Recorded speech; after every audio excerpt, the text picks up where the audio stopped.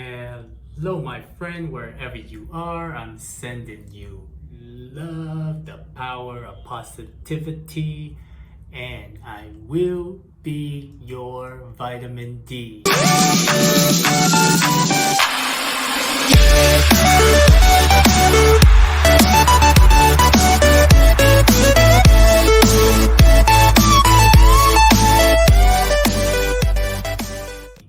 Welcome to the Godzillionaires Club, my friend. And today is Mexico safe? Is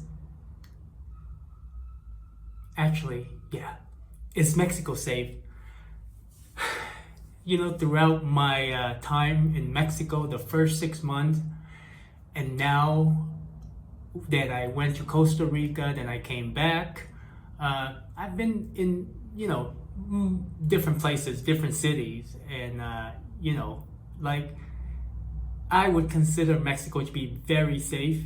Now, anywhere you go, if you do stupid things like, getting drunk, being out late, hanging out with people that you don't know, you're asking for it. Even in the safest environment and you are in that situation, or you put yourself in that situation, you are not going to be safe, my friend, because you're asking for it. I spend a lot of time, like when I wake up in the morning, I usually brew my coffee, watch the news. No, not MSNBC, not CNN, not Fox News, independent news, okay? And then after that, I get ready. I go for a walk. I get my workout. I go, I get a drink. No, not the alcohol drink. The anti-gripal, which is like a flu drink. Like they call it the flu, but in America we have, like, if you go to the juice bar, like they have antioxidant,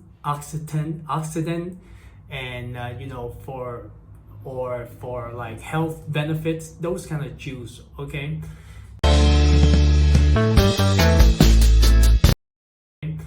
Then, I just hang around the city till like 3 or 4, get my workout, hang around the city till 3 or 4, then come home, So, yes, I spent a lot of daytime instead of nighttime. I think the only time when I actually went out was when I was in Oaxaca. And that lasted for about a couple of weeks, and that was it. Like, ever since then, I'm just like, because I like daytime, so it's like you can see everything better. You can take picture.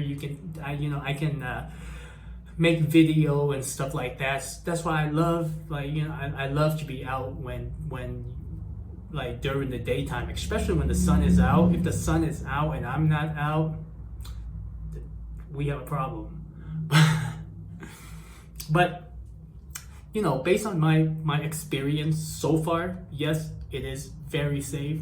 And one thing you gotta understand, my friend, like, Mexican people are lovely. Like, they're just like, in my opinion, they're just like lovely and honest, and and yes, I'm generalizing here. Like you hear, like when you go, like when I sit on the bus, like people get on, people get off, people say gracias, like, which is like thank you. Like they're really nice people. And if you are from America, or especially in America, right? Because in America, for some reason, like Hollywood, like even the media, and even during I love President Trump, but I don't agree with the stuff that, when we start generalizing, Mexican people are bad, like the MS-13. Yes, there are some that are entering the border, but the thing is, he is also playing politics, and he's still pushing for the vaccines. And it's all politics, right? It went from President Trump to Donald J. Trump, okay?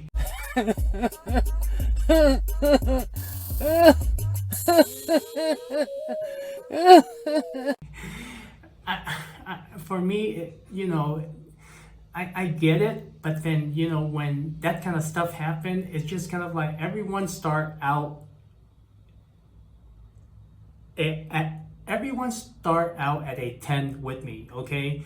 And if you do something and you know it's bad and you keep on doing it, you know, you can say that, okay, it's for the country, you know, you're playing politics, but for me, it just is a downgrade, you know, and it's not just the vaccines, right? But it's also like with the, you know, the red flag or the something with the Second Amendment, like, you know, you have to get your background check and stuff like that, even though he ran on the idea that, like, you know, we should protect the Second Amendment, we should put, you know, follow the Constitution. But I feel like, you know, it's playing politics. It's like, I really don't like it. I don't like it because, you know, when we say things that potentially or not potentially, knowing that we can hurt other people. Now, I get it from his perspective. It's probably okay, you know, as a leader, you sometimes you have to sacrifice a few people to save a dozen people, but I don't know. I don't think it has to be that way, you know. And we know how, with all the propaganda in America, how, you know, especially the news, right? The mainstream media, like, there's always hate, there's always fear, because they are feeding off of this stuff, and they get paid for it, and it's really unfortunate. But at the end of the day, I feel like, you know, once we understand the whole picture of like, I mean, I have self-interest, you have self-interest, but on an individual level, not on a massive level, because whatever, like, Donald Trump says, the masses follow, and that can be scary. Yes, I understand, you know, he's doing it for America. America is kind of like the last stand. I get it. But I'm just sharing my view. I'm just a common guy with a common life, you know, and you know how I feel about the vaccines and with this whole thing. And it could be, you know, they're like, I will never understand the whole picture. Like, because like right now, you know, with the CEO of Pfizer came out and says that, hey, you know, the vaccines are untested. They're not proven to be, oh my God, effective. What? Especially like, you know, transmitting COVID or stop the transmission of COVID. So, you know, it could be politics. It could be on the surface, but then at the same time, it's like, you know. Anyway, should you come to Mexico to visit?